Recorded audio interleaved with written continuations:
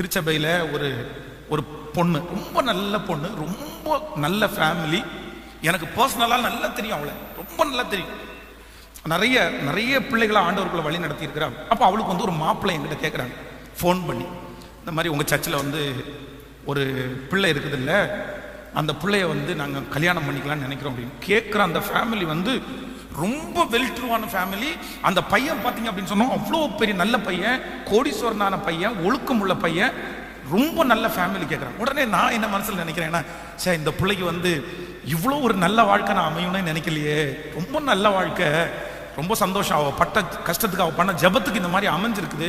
நான் உடனே அவங்கள்ட்ட சொல்கிறேன், பிரதர் தாராளமாக அந்த பிள்ளைய கல்யாணம் பண்ணிக்கலாம், ரொம்ப நல்ல ஃபேமிலி, ரொம்ப நல்ல பொண்ணு, எனக்கு நல்லா தெரியும், அவளை நல்ல ஊழியம் பண்ணுவா, நல்லா பாடுவா, ஜெபம் பண்ணுவா அப்படின்னு ஒரு நல்ல விஷயத்த சொல்லிட்டேன். அவங்களும் வந்து அதற்கான காரியங்களை உடனே பண்ண ஆரம்பிச்சிட்டாங்க. அந்த பையன் என்ன பண்ணா அப்படின்னு சொன்னால், இந்த பொண்ணு இருக்கால்ல, இந்த பொண்ணுனுடைய இன்ஸ்டாகிராம், இந்த பொண்ணுனுடைய ஃபேஸ்புக்கு, இது எல்லாத்தையுமே அவன் என்ன பண்ணிட்டான்னா, இன்னைக்கு பசங்க தானே, இன்னைக்கு எல்லாமே தெரியும் இல்லை, அவளுடைய அக்கௌண்ட்டுக்குள்ளே போய் எல்லாத்தையுமே வாட்ச் பண்ணுறான். அப்போ எடுக்கிறான். அவன் என்ன பண்ணியிருக்கான்னா, அவன் நல்லா போஸ்ட் பண்ணியிருக்கிறா, வசனம் போஸ்ட் பண்ணியிருக்கிறா. லாஸ்ட் 5 இயர்ஸாக அவளுடைய அக்கௌண்ட்டில் வந்து அவள் யூஸ் பண்ணது எல்லாமே ஆண்டவரை பற்றி, ஜபத்தை பற்றி, ஊழியத்தை பற்றி. ஆனால் ஒரு 7 இயர்ஸ் 7 வருஷத்துக்கு முன்னாடி ஒரே ஒரு சினிமா பாட்டுக்கு அவள் ஒரு டான்ஸ் பண்ணி அதில் போஸ்ட் பண்ணியிருக்கிறான். அதை வந்து அவள் மறந்துட்டா, அவளுக்கு அது தெரியல, இப்போ மாறிட்டா, இப்போ இதாச்சு. இந்த பையனுடைய கண்ணுக்கு எது படிச்சு தெரியுமா, 7 வருஷத்துக்கு முன்னாடி அவள் அந்த மாதிரி வந்து ஒரு சின்ன வீடியோ பண்ணி போட்ட அந்த வீடியோ இவன் எடுத்து பார்த்து அதுக்கு கீழே வந்து நிறைய பசங்க வந்து என்னென்னமோ வித்தியாசமாக கமெண்ட் பண்ணியிருக்காங்க. வித்தியாசமாக என்ன உனக்கு தெரியும், அவங்க ஃப்ரெண்ட்ஸ் எல்லாருமே, ஸ்கூலில் இருந்த ஃப்ரெண்ட்ஸ் எல்லாமே என்கிட்ட ஃபோன் பண்ணி அவன் என்கிட்ட என்ன சொன்னான் அப்படின்னு சொன்னேன், என்ன பாஸ்டர் பிள்ளைங்கெல்லாம் கல்யாணம் ஆகாமல் இருக்கிறாங்கன்றதுக்காக யார் தலையாவது கட்டலாம்னு நினைக்கிறீங்களா? நீங்கள் ஒரு பாஸ்டர் அப்படின்னு நம்பி தானே உங்கள்கிட்ட வந்து நாங்கள் வந்து பொண்ணு எப்படின்னு கேட்குறோம், நீங்களே போய் சொன்னா எப்படி பாஸ்டர்? இல்லை பிரதர் நான் பொய்யே சொல்லலை, நீங்கள் வந்து சர்ச்சில் வந்து பாருங்கள், அந்த மகன் எவ்வளோ நல்லா இருக்கான்னு பாருங்க அப்படின்னு. நான் அவங்களுக்கு முன்னாடி வெட்கப்பட்டு போயிட்டேன், அப்படியே கூனி குறுக்கிட்டேன். ரொம்ப உங்களை நம்பி நாங்கள் போய் அந்த பிள்ளைய கல்யாணம் பண்ணியிருந்தோம்னா இன்னைக்கு என்னென்னமோ பேச ஆரம்பிக்கிறாங்க. அப்புறம் அந்த வீடியோ எனக்கு சென்ட் பண்ணுறான் அந்த பையன். அப்போ இவளை பார்த்து, என்ன பாப்பா இப்படி வீடியோ போட்டிருக்கிறியாமா, எனக்கு தெரியலையே அப்படின்னு கேட்டா, ஐயோ அழுதுகிட்டே சொல்கிறா, பாஸ்டர் 7 இயர்ஸுக்கு முன்னாடி 7 வருஷத்துக்கு முன்னாடி எனக்கு ஒன்றுமே தெரில, அந்த நாளில் இப்படி இல்லை, இது இப்படி வந்து நிற்கும்னு எனக்கு தெரில, எனக்கு டெலீட் பண்ண கூட நான் யோசிக்கல. ஸோ என்னைக்கோ செஞ்ச ஒரு மிஸ்டேக் வந்து இன்னைக்கு அவள் வாழ்க்கையில் ஆபத்தாக வந்து நிற்குது. நல்லா நினச்சிக்கோங்க, நீங்கள் செஞ்ச தப்பை இந்த உலகம் மன்னிக்கும், ஆனால் இந்த உலகம் மறக்காது. பக்கத்தில் கையை பிடிச்சி சொல்லுங்க, நீங்கள் செஞ்ச தப்பை உலகம் மன்னிக்கும். சொல்லுங்க, கையை பிடிச்சி சொல்லுங்க, உலகம் மன்னிக்கும் ஆனால் மறக்காது. சொல்லுங்க, மறக்காது. ஆனால் ஏசப்பா அப்படி இல்லை, மன்னிக்கிறவரும் அவர் தான், மறக்கிறவரும் அவர். பைபிள் ஒரு வசனம் சொல்லுது, உங்களுடைய பாவத்தை கர்த்தர் கடலின் ஆழத்தில் போட்டாராம், உங்களுடைய பாவத்தை முதுகுக்கு பின்னாடி போட்டாராமா. கடலின் ஆழம்னா எதுக்கு கடலின் ஆழம்? கடலுடைய ஆழத்தை இன்னும் அந்த டெப்த்தை யாருமே அதனுடைய ஆழம் எவ்வளவுன்னு கண்டுபிடிக்க. அப்ப ஆண்டவர் சொல்றாரு, நீங்க செஞ்ச தப்பெல்லாம் நீ திரும்பி பார்க்கவே வேண்டாம், அதை கடலின் ஆழத்தில் நான் போட்டுட்டேன்னு சொல்றேன். பின்னாடினா முதுகு, நம்ம சரீரத்திலே பார்க்க முடியாத ஒரு அவயவம் எங்கன்னா முதுகு. முதுகுக்கு பின்னாடி ஏன் வைக்கிறாருன்னா, நீ செஞ்ச பாவத்தை திரும்பி பார்க்க வேண்டாம், நான் மன்னிச்சேன் அப்படின்னு. அப்போ நீங்க செய்கிற ஹலோ கவனிங்க, அதுவும் இந்த வயசுல, இந்த டீன்ஸ் டைம்ல ஒரு பாவத்திற்கு நீங்க அடிமை ஆயிட்டீங்க, ஒரு தப்புக்கு அடிமை ஆயிட்டீங்கன்னா சில நேரத்தில் மரணம் வரைக்கும் உங்களை தொடர்ந்துரும். Be careful. இந்த உலகம் மோசமான உலகம், இந்த உலகத்தில் இருக்கிற நபர்கள் மோசமான நபர்கள், நல்ல பிள்ளைகளை கெடுக்கிற உலகம். உங்களை சுத்தி இருக்கிற ஃப்ரெண்ட்ஸ் எல்லாரும் நல்ல ஃப்ரெண்ட்ஸ் நீங்க சொல்ல முடியாது. உங்களை சுத்தி இருக்கிற எல்லா பிள்ளைகளும், ஒரு பிள்ளை ஒரு தப்பான விஷயத்தை உனக்கு காண்பிக்கும் போது நீ எப்படி வந்து சிரிக்க முடியுது? உன்னால எப்படி ஆமான்னு உன்னால சொல்ல முடியுது? இன்னும் காட்டு அப்படின்னு எப்படி சொல்ல முடியுது? சொல்ல முடியாது. நீங்க நீங்க நீங்க வந்து ஸ்பெஷல், நீங்க தப்பிச்சு வாழணும்ல, நீங்க விடுதலை ஆகணும்ல. அந்த டைம்ல அது உங்களுக்கு தேவையா? அது தேவை கிடையாது, அது அவசியமே இல்லை. 25 வருஷத்துக்கு முன்னாடி பார்க்க வேண்டிய ஒண்ணு, 25 வருஷத்துக்கு அப்புறம் வந்து அனுபவிக்க வேண்டிய ஒண்ணு இப்பவே நீ வந்து செஞ்சு இப்போ வந்து குழந்தைகளுக்கு எல்லாருக்குமே வந்து சாப்பாடு கொடுக்கும்போது சாப்பாடு கொடுக்குற நாள்ல கஞ்சியை கரைச்சு வாய்க்குள்ள என்ன பண்ணுவாங்க சொல்லுங்க? யாராவது குழந்தைங்களுக்கு லெக் பீஸ் கொடுத்ததை பார்த்துருக்கீங்களா? கேட்கல. ஒரு லெக் பீஸை தூக்கி பிறந்த குழந்தை 9 மாதமான குழந்தைக்கு ஒரு லெக் பீஸை கொடுக்க போகிறோம், இப்பொழுது கடித்து தின்னும் பாருங்கள் அப்படின்னு சொல்ல முடியுமா? சொல்லுங்க. கொடுக்க முடியாது. ஏன் அப்படின்னா அதுக்கு என்ன ஆகாது? அதுக்கு ஜீரணம் ஆகாது, பல்லே இருக்காது கடிக்கிறதுக்கு முதல்ல. புரியுதுல்ல? அப்போ அந்த குழந்தைக்கு அப்படி ஒருவேளை யாராவது ஒருத்தர் அந்த ஃபுட்டை கொடுத்துட்டாங்க அப்படின்னா அது வந்து அந்த வயித்தால போய் ஒத்துக்காம அந்த குழந்தை வந்து ஆபத்துக்கு நேரா போயிடும். அப்போ உங்க வயசுல வந்து சில காரியங்களை வந்து நீங்க ஒண்ணுமே பண்ணக்கூடாத வளர்ந்தவங்க பண்ணக்கூடிய அந்த விஷயத்தை நீங்க சின்ன வயசுல பண்ணிட்டீங்கன்னா உங்க வாழ்க்கை வெற்றியான வாழ்க்கையாய் அமையாது. அப்போ இதுல இருந்தெல்லாம் நீங்க எப்ப காப்பாற்றப்படுவீங்க? உங்களை இதுல இருந்தெல்லாம் எப்படி காப்பாத்துறது? ஆனா பாஸ்டர், என்னை சுத்தி இருக்கிற ஃப்ரெண்ட்ஸ் அப்படிதான் இருக்காங்க.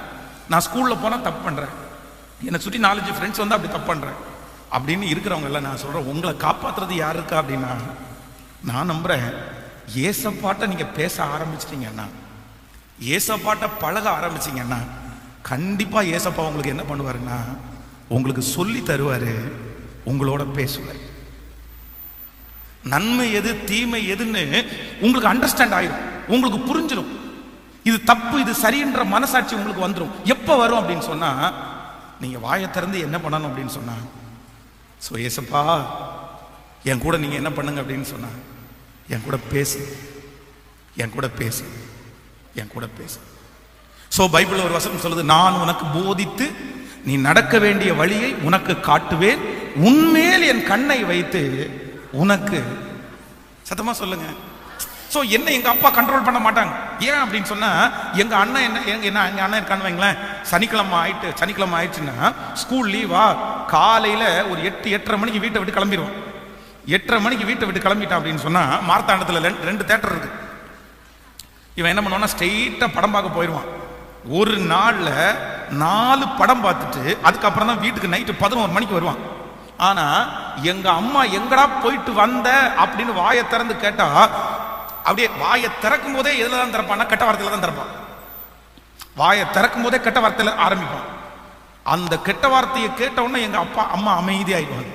எங்க அப்பா வந்து அவன்கிட்ட அந்த அளவு பேசவே மாட்டாங்க. எங்க பேரண்ட்ஸ் வந்து அவனுக்கு பயப்படுவாங்களே தவிர அவன் பேரண்ட்ஸுக்கு பயப்பட மாட்டான். எங்க அண்ணன், நான் அப்படிதான் வாழ்ந்தேன், அந்த சூழ்நிலையில தான் வாழ்ந்தேன். நானும் எந்த தப்பு பண்ணினாலும் எங்க அம்மா அப்பா என்ன பண்ண முடியாது, கேட்கவே மாட்டாங்க. அந்த மாதிரி ஒரு இதில் தான் இருந்தேன். வீட்டில் இரவுல எங்க அக்கா, எங்க அம்மா, எங்க அப்பா 3 பேரும் வீட்டுக்குள்ள படுத்து கிடப்பாங்க. எங்க வீடு ரொம்ப குட்டியான வீடு, ஒரு ஓலை வீடு, அதுக்கப்புறம் ஓடு வீடு, கீழே வந்து சாணி மெழுகிற அந்த தரை, அந்த வீட்டில் தான் நான் அங்கதான் வாழ்ந்தேன்.